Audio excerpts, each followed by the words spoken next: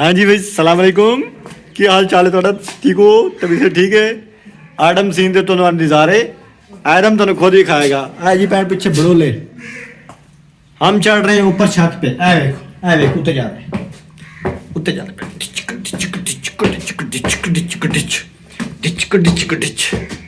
ओए होए हमें साह चढ़ गया है ओए कहाँ पे आ गए छत पे आ गए हैं उसे आए बदे हाँ जी सबसे पहले दिखाइए जी हाँ आडम जी कुकड़ी ने ट्रैक्टर किधर आ गया अच्छा ट्रैक्टर दिखाना चलो ट्रैक्टर दिखाएंगे चलो भाई चलो चलो आओ आडम ट्रैक्टर में पे ने आडम की गाई ने पराली पई ने ओ धारी वदा ने ते आडम का दादा बैठे ने आडम की वजी ने ट्रैक्टर खलोते ने आडम दे ते भी आडम का गरीब खाना ने ते हुण तुहानूं विखाई अग्गे चल के नवें चीज़ों ट्रैक्टर दिखा दिता पुत्र इन्होंने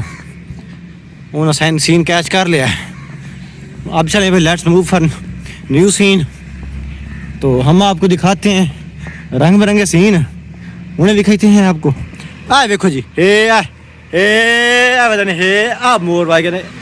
आ लै गए मोर आए ये आडम सीन मोर वदा ने ते आए मियाँ कुकड़ी खाना है ओह मुर्गी खाना कुकड़ी खाना नहीं तो अगर चल के एक होर चीज़ दिखाई हाल हम छत के ऊपर बदे हैं तो साह भी चढ़ गया है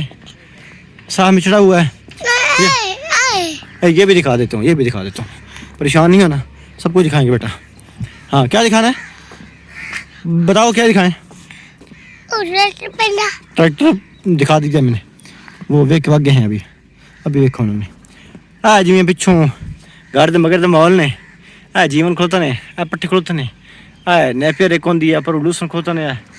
कुत्ते बदे ने कणा खलोती ने भी कणा खलोती ने जम्मू के दरख्त ने किकर ने लकड़ी पई ने ते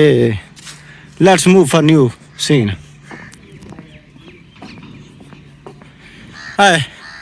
खलोते ने कोनों के पौधे ते मैं गया थक